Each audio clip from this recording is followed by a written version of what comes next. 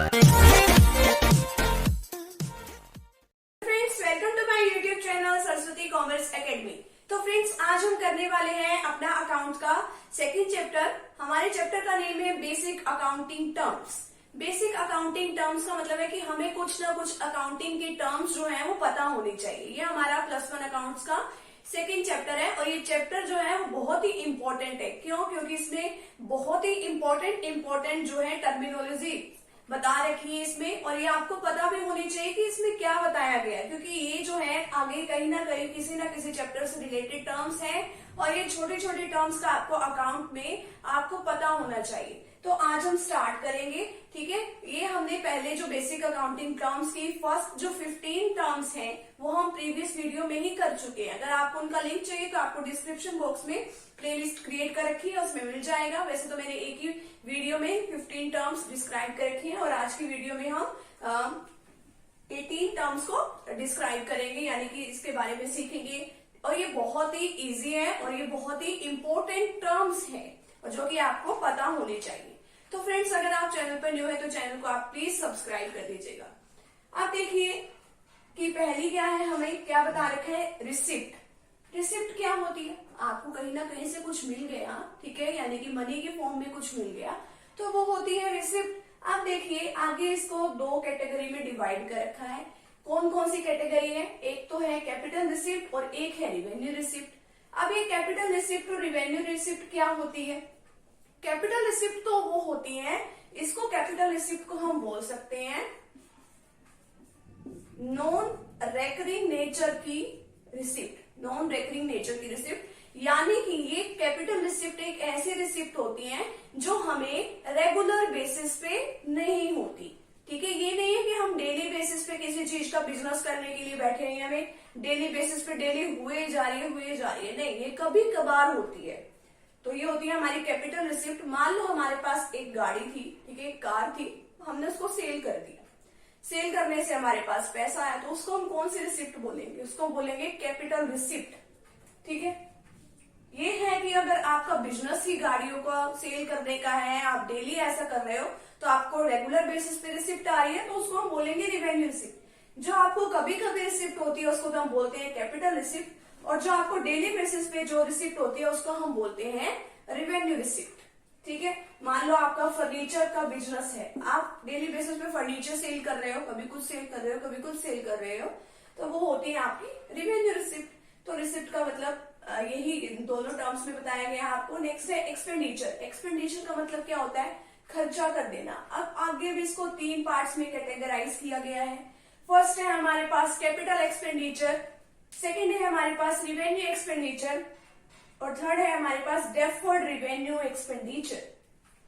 अब ये दो तो capital receipt capital expenditure same है। जैसे कैपिटल रिसिप्ट हमें कभी कभार होती है, वैसे ही हमारे जो कैपिटल एक्सपेंडिचर है वो भी हमारे कभी कभार ही होते हैं, ठीक है। और ये बड़ी अमाउंट में हम इसमें खर्चा कर देते हैं और इसको भी हम नॉन रेकरिंग नेचर का ही बोलते हैं। अब ये जो है अगर हम कैपिटल एक्सपेंडिचर करते हैं तो ये हमें कोई ना कोई एसेट्स बना कर देता है, यानी कि हम कोई ना कोई बड़ी फिक्स एसेट्स को खरीदने में कोई खर्चा कर देते हैं तो वो इसके अंदर आता है। मान लो हमने फिक्स एसेट्स को परचेज कर लिया। फिक्स एसेट्स भी हमारी काफी टाइप्स की होती हैं। हमारी बिल्डिंग हो गई, हमारी प्लांट एंड मशीनरी हो गई, ठीक है। तो ये सब हमारी क्या होती है? Fixed assets. फिक्स्ड एसेट्स होती है तो हमें कैपिटल एक्सपेंडिचर हमें फिक्स्ड एसेट्स भी बना के देती है और इसमें हम बड़ी अमाउंट में हम खर्चा भी कर देते हैं और ये खर्चा हम कभी कभार करते हैं। नेक्स्ट है रिवेन्यू एक्सपेंडिचर। आपने रिवेन्यू रिसिप्ट में क्या पढ़ा था कि यानी कि एक ऐसी रिसिप्ट, ठीक है, जो आपको डेली बेसिस पे होती रहती है। तो रिवेन्यू एक्सपेंडिचर भी वही है जो आपको खर्चा डेली बेसिस पे करना पड़ता है या बहुत जल्दी आपको वो खर्चा करना पड़ता है। जैसे कि आपने इलेक्ट्रिसिटी का जो बिल आता है आपने वो पे किया, कहीं रेंट देना है आपने वो पे किया, तो ये सब आते हैं इसके अंदर और ये डेली बेसिस पे चलता ही रहता है। नेक्स्ट है डेफर्ड रिवेन्यू एक्सपेंडिचर। होते तो ये रिवेन्यू ही है, ठीक है, बट इसमें कुछ डेफर्ड यानी कि कुछ कैपिटल वाला भी थोड़ा गुण आ जाता है इसमें, हम कह सकते हैं। यानी कि ऐसा खर्चा जो हमने कर तो दिया, ठीक है, हम करते तो है उसको, बट उसका बेनिफिट हमें थोड़े ज्यादा सालों तक मिलेगा। हमने कोई खर्चा किया बट उसका जो हमें करना भी पड़ता है वो रेगुलरली, बट उसका जो खर्चा है, खर्चा करने से हमें उसका फायदा जो है थोड़े थोड़े 2, 3 या 4 सालों तक हमें उसका फायदा होने वाला है। मान लो हमने एडवर्टीजमेंट पे खर्चा कर दिया। एडवर्टीजमेंट, मान लो हमने कोई नया प्रोडक्ट मार्केट के अंदर लॉन्च किया। मार्केट के अंदर नया प्रोडक्ट लॉन्च करने का मतलब है हमने, यानी कि उसके लिए एडवर्टीजमेंट भी दी। अगर हम किसी चीज की एडवर्टीजमेंट ही नहीं देंगे तो लोगों को क्या पता चलेगा कि हमारा कोई प्रोडक्ट मार्केट के अंदर है भी है। ठीक है, तो इसलिए हमने उसके अंदर खर्चा करा, तो खर्चा मान लो हो गया 2 लाख रुपए का। तो 2 लाख रुपए का बेनिफिट हमें मिलने वाला है आगे आने वाले काफी सालों तक। और जो हम मान लो हमें पता है कि ये हमें 4 सालों तक इसका बेनिफिट मिलने वाला है, कि 4 सालों के अंदर बहुत सारे लोग इस प्रोडक्ट को आगे खरीदेंगे ही खरीदेंगे। तो हम उस खर्चे को 4 सालों में डिवाइड कर देंगे। कितना एक्सपेंडिचर किया था हमने? 2 लाख का, और हम उसको 4 सालों में डिवाइड कर देंगे। तो कितना खर्चा हुआ हमारा 1 साल का? 50,000। तो हम इसको प्रॉफिट एंड लॉस अकाउंट में डिवाइड कर देंगे। ठीक है, तो ये होता है हमारा डेफर्ड रेवेन्यू एक्सपेंडिचर, DEFERRED। ठीक है, डेफर्ड रेवेन्यू एक्सपेंडिचर। तो यानी कि ऐसा एक्सपेंडिचर जो हमने कर तो दिया, बट उसका जो हमें बेनिफिट है वो हमें 2, 4 या 5 सालों तक हमें लगभग मिल जाएगा। नेक्स्ट है हमारे पास स्टॉक और स्टॉक इन ट्रेड। स्टॉक का मतलब क्या होता है कि आपने कोई भी आपके पास गुड्स रखी हुई है, तो वैल्यू ऑफ गुड्स क्या है। ठीक है, इसके अंदर ये बताना है कि वैल्यू ऑफ गुड्स आपकी क्या है। वैसे स्टॉक आपके पास होता है जो आपका अनसोल्ड जो चीजें होती है, अनसोल्ड गुड्स को डिस्क्राइब किया जाता है इसमें, कि अभी जो वो गुड्स है वो अभी आपने बिना बिके आपकी रह गई है। आपको फर्दर इसमें कैटेगराइज किया गया है। फर्स्ट है आपके पास ओपनिंग स्टॉक, और सेकंड है आपके पास क्लोजिंग स्टॉक। ओपनिंग स्टॉक का मतलब है कि ऐसा स्टॉक, ठीक है, कि वो वैल्यू ऑफ गुड्स जो आपकी जब आपका अकाउंटिंग पीरियड स्टार्ट हुआ जब थी उसकी वैल्यू। और क्लोजिंग स्टॉक क्या होता है? जब आपका अकाउंटिंग पीरियड खत्म हो गया तब हमारे स्टॉक की वैल्यू क्या थी, कि आपने उसके बाद और भी स्टॉक खरीदा है कि नहीं है। तो स्टार्टिंग का ओपनिंग स्टॉक, और लास्ट वाली जो वैल्यू ऑफ गुड्स है वो उसको क्लोजिंग स्टॉक बोलते हैं। नेक्स्ट है हमारे पास इन्वेंट्री। अब इन्वेंट्री भी हमारे पास 3 तरीकों की होती है।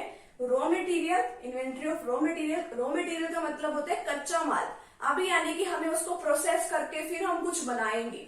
तो अभी तो हमारे पास कच्चे माल के तौर पे ही है।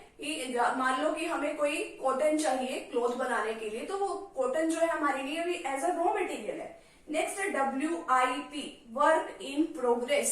वर्क इन प्रोग्रेस क्या है? कि जो आपके पास जो कच्चा माल था, जो आपका रॉ मटेरियल था, आपने उसकी प्रोसेसिंग करी, तो अभी वो सेमी फिनिश्ड गुड्स बन गया। यानी कि अभी पूरा तो नहीं बना, हाफ काम कंप्लीट हो गया।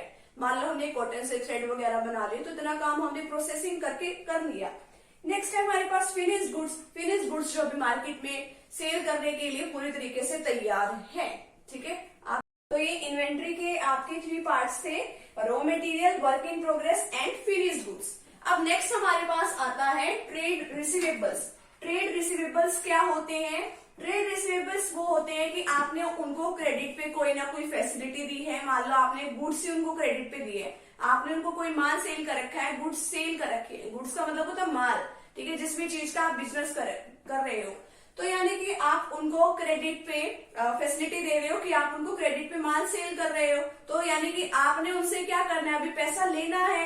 ठीक है, तो ऐसे लोग जिनसे आपने पैसे लेने हैं, तो वो ट्रेड रिसीवेबल्स के अंदर हम उनको कवर कर लेते हैं। अब इसमें 2 पार्ट्स आते हैं आपके, 2 कैटेगरी में इसको डिवाइड कर रखा है। फर्स्ट है हमारे पास डेटर्स, और सेकंड है हमारे पास बिल्स रिसीवेबल। डेटर्स कौन होते हैं? जिनको आपने, ठीक है, जो आपकी गुड्स वगैरह हैं वो आपने क्रेडिट पे दे रखी है। मान लो आपने कोई एक बिजनेसमैन है, उसने बी को क्रेडिट पे फैसिलिटी दे दी कि हाँ भी तो 50,000 रुपीज का जो गुड्स है वो आप लेके जा सकते हो, यानी कि फ्री में नहीं, कि आप थोड़े टाइम पीरियड के बाद उसको पेमेंट कर देना। तो हम इसको क्या बोलते हैं? डेटर्स।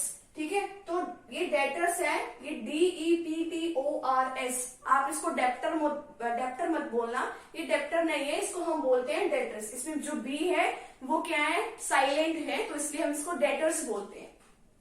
तो यानी कि हमने उसको क्या कर दिया? ए ने बी को 50,000 रुपीज का माल जो है क्रेडिट पे सेल कर दिया।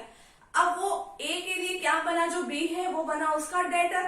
ठीक है, अब देखिए इसमें समझाते हैं हम आपको। जो एक पर्सन है ए, ठीक है, वो बिजनेसमैन है, उसके पास काफी सारी गुड्स रखी हैं। उसने क्या किया? बी क्या है? यानी कि एक जिसने गुड्स को परचेज करना है वो वाला पर्सन है। ठीक है, गुड्स को इसने क्या करना है, परचेज करना है। इसने कितने 1000 रुपीज का जो भी गुड्स है वो परचेज करी है, 50,000 रुपीज की गुड्स जो है बी ने ए से परचेज करी। तो ये जो ए के लिए ये जो बी है वो क्या बना, ये जो बी है वो ए के लिए क्या बना, डेटर।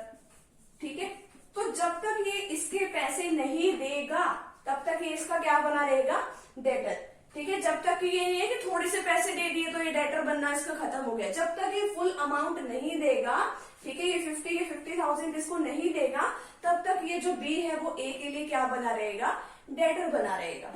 ठीक है, तो इसका मतलब ये होता है। अब देखो, वैसे हम इसी में ये टर्म भी कंप्लीट कर लेते हैं। एक होता है हमारे पास बेड डेट्स। बेड डेट्स क्या होते हैं कि यानी कि जो पर्सन, मान लो बी ने ए के पैसे देने थे, अगर ये किसी भी रीजन से इसके पैसे नहीं दे सका, ठीक है, यानी कि इससे आने की पॉसिबिलिटी ही नहीं है अभी क्या, कभी भी नहीं है, तो उसको क्या बोलेंगे, ये जो बी है वो ए के लिए यानी कि बेड डेट हो गया, अब आगे आने वाले नहीं है।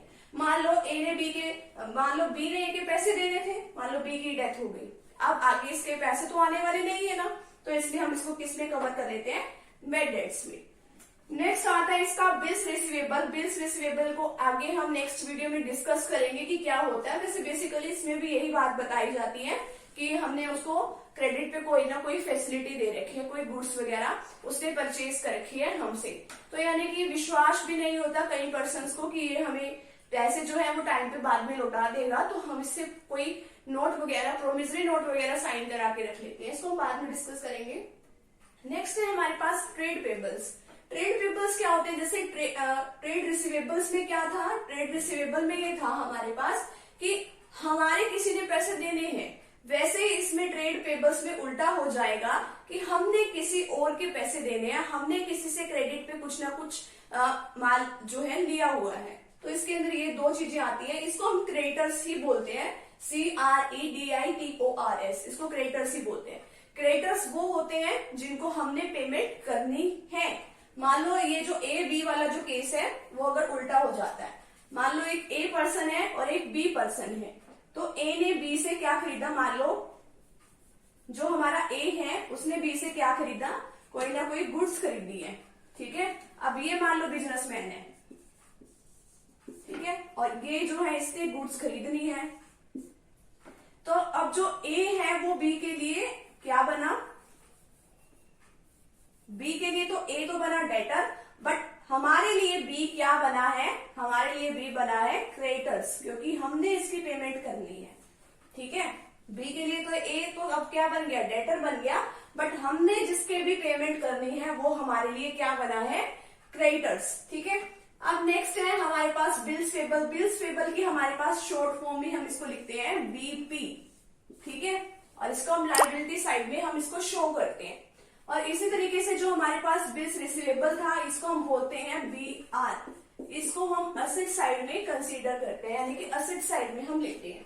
ठीक है, नेक्स्ट है हमारे पास डिस्काउंट। डिस्काउंट क्या होती है, छूट। ठीक है, आपको छूट मिली, आप कहीं भी जाते हो, कहीं भी सेल वगैरह लगती है, तो आप क्यों जाते हो बेसिकली इसमें कि आपको वहां पे डिस्काउंट मिलेगी। ठीक है, तो यही डिस्काउंट यहाँ पर भी है, यहाँ तो कोई अलग थोड़ी है। तो एक तो हमारे पास डिस्काउंट होती है ट्रेड डिस्काउंट, और एक होती है हमारे पास कैश डिस्काउंट। अब देखो, ट्रेड डिस्काउंट तो वो होती है कि जो सभी कस्टमर्स को मिलती ही मिलती है। ठीक है, चाहे कोई छोटा बच्चा चला जाए दुकान पे कोई ना कोई चीज लेने के लिए, चाहे कोई बड़ा पर्सन चला जाए, उसको सभी को छूट मिलेगी ही मिलेगी। ठीक है, उतनी तो सभी उसको कस्टमर्स को मिलती ही मिलती है कि हाँ भाई इतने रुपए का सामान तो सभी के लिए। तो ये तो होती है ट्रेड डिस्काउंट कि आपको मान लो 2%, जो 10 रुपए की चीज पे कोई भी 2% कह रखा है कि हाँ भाई कोई भी 10 रुपए की चीज लगा लो।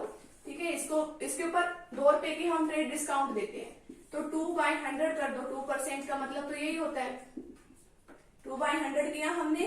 ठीक है, तो ये 2/10 आ गया, तो ये हमारे पास आ गया, यानी कि हमारे पास इतनी हमें डिस्काउंट मिली है, तो हमें जो है इतनी पर्टिकुलर डिस्काउंट तो सभी को मिली है। अब देखो हमारे पास क्या आया है, ये तो है ट्रेड डिस्काउंट, और इसको जो है हम बुक्स में इसकी एंट्री जो है नहीं करते, इसकी बुक्स के अंदर हम एंट्री नहीं करते। एक होता है हमारे पास कैश डिस्काउंट। कैश डिस्काउंट हम बेसिकली क्यों देते हैं अपने कस्टमर को, ताकि अगर मान लो किसी ने कि वो खरीद रखा है, क्रेडिट पे ही कोई माल लेके गया हुआ है हमसे, या कोई उधार पे माल लेके गया हुआ है, हम इसीलिए उसको कैश डिस्काउंट को करने के लिए इसलिए दे देते हैं कि वो हमें टाइम पे पेमेंट कर जाए। किस लालच में वो पेमेंट करके जाएगा कि हाँ भाई अगर तुम इतने दिनों के अंदर अंदर हमारे पैसे हमें दे जाओगे तो आपको इतने % की क्या मिलेगी, डिस्काउंट मिलेगी। तो वो फटाफट जाके पेमेंट कराते हैं, अपनी डिस्काउंट ले लेते हैं। ठीक है, तो ये होती है हमारी कैश डिस्काउंट, और ये सभी के लिए अलग अलग होती है, सभी पर्सन के लिए। नेक्स्ट है हमारे पास गुड्स। जिस भी चीज का हम बिजनेस कर रहे हैं वो होती है हमारे लिए गुड्स। मान लो फर्नीचर का या चेयर्स का बिजनेस कर रहे हैं तो फर्नीचर या चेयर हमारे लिए क्या है, गुड्स है। नेक्स्ट है कॉस्ट। कोई भी चीज आप खरीदने चले जाओ उसके लिए आपको कुछ ना कुछ खर्चा तो करना पड़ेगा ना, कुछ ना कुछ आप उसके लिए खर्चा करोगे। तो वो जो खर्चा किया है आपने, ठीक है, मान लो आप कहीं पे भी कोई सामान लेने जाते हो, कोई 100 रुपए का कोई सामान है तो आप उसके बदले में 100 रुपए तो दे के आओगे ना। ठीक है, तो यानी कि वो आपकी कॉस्ट है। नेक्स्ट है आपका जीएसटी। जीएसटी का मतलब क्या होता है, गुड्स एंड सर्विस टैक्स। ये भी एक तरीके का टैक्स है। इसमें पहले ना बहुत सारे टैक्सेस लगते थे, बहुत सारे इनडायरेक्ट टैक्सेस थे, एक्साइज ड्यूटी थी, कस्टम ड्यूटी थी, वेट था, बहुत सारे टैक्सेस थे। उन सारे टैक्सेस को रिमूव करके एक टैक्स बना दिया गया। उसका क्या नेम है, जीएसटी, यानी goods and service tax. Next है एंट्री। एंट्री का मतलब है आप कुछ भी चीज रिकॉर्ड करते हो, कोई भी आपकी कोई भी मान लो कोई कुछ भी हो जाता है, कुछ भी इवेंट हैपन हो जाता है तो आप उसको रिकॉर्ड करते हो, तो आपकी एंट्री है बुक्स के अंदर। बैड डेट्स का मैंने आपको पहले ही बता दिया कि अब आपको कोई भी पैसा आने वाला नहीं है, डूब गया आपका पैसा। नेक्स्ट है इंसॉल्वेंट। इंसॉल्वेंट का मतलब होता है कि इंसॉल्वेंट को हम कह सकते हैं कि कोई पर्सन इंसॉल्वेंट हो गया किसी बिजनेस के अंदर, या कोई भी पर्सन कि अब वो जो है अब पैसे देने की कंडीशन में नहीं है। ठीक है, वो आपकी डेट्स की पेमेंट नहीं कर सकता। ठीक है, और सोल्वेंट क्या है, जो आपकी डेट्स की पेमेंट कर सकता है, सोल्वेंट है वो। ठीक है, उसके अंदर पे करने की कैपेसिटी है। नेक्स्ट है एंटिटी। एंटिटी होता है कोई भी एक इकोनॉमिक यूनिट। इकोनॉमिक यूनिट जो भी कोई प्रॉफिट अर्न करने के ऑब्जेक्टिव से स्टार्ट करी जाती है, स्टार्ट करी जाती है, और वो आपको क्या करती है, कोई ना कोई गुड्स या कोई ना कोई सर्विस जो है आपको प्रोवाइड करती है। नेक्स्ट है आपकी टर्नओवर। टर्नओवर का मतलब होता है सेल, कि आपके बिजनेस के अंदर सेल कितनी हुई है। नेक्स्ट है लाइव स्टॉक। लाइव स्टॉक का मतलब है कि अगर आप बिजनेस के अंदर जो भी आप बिजनेस कर रहे हो, अगर उसके अंदर कोई ना कोई एनिमल्स का अगर आप यूज कर रहे हो तो उसको हम लाइव स्टॉक में कंसीडर करते हैं। नेक्स्ट है इन्वेस्टमेंट। इन्वेस्टमेंट यानी कि आपके पास कोई पैसे वगैरह है, कोई भी फंड्स हैं, आप उसको इन्वेस्ट कर रहे हो। इन्वेस्ट क्यों कर रहे हो, क्या, ताकि आपको आने वाले फ्यूचर में आपको कुछ ना कुछ उससे रिटर्न मिले। ठीक है, शेयर्स में कर रहे हो या डिबेंचर्स में कर रहे हो। शेयर्स में करते हो तो आपको उसके ऊपर डिविडेंड मिलता है, और अगर आप डिबेंचर्स में कर रहे हो तो आपको उसके ऊपर इंटरेस्ट मिलता है। ये आपके +2 में चैप्टर है, शेयर्स का अलग है, डिबेंचर्स का अलग है, तब आपको वहां पे कंसेप्ट इजीली क्लियर होंगे। तो मुझे उम्मीद है आपको जो बेसिक अकाउंटिंग टर्म्स है इनकी नॉलेज हो ही गई होगी। अगर आपने प्रीवियस वीडियो को नहीं देखा है तो आप प्लीज डिस्क्रिप्शन बॉक्स में लिंक दिया हुआ है, वहां पे जाके आप प्लीज उसे देख लीजिएगा। आपको सब कुछ समझ में आ जाएगा। आपको इनकी अकाउंटिंग टर्म्स की जो नॉलेज जो होनी बहुत जरूरी है। तो आज का जो हमारा वीडियो सेशन है और जो हमारा चैप्टर 2 है वो हमारा यहीं पे कंप्लीट होता है।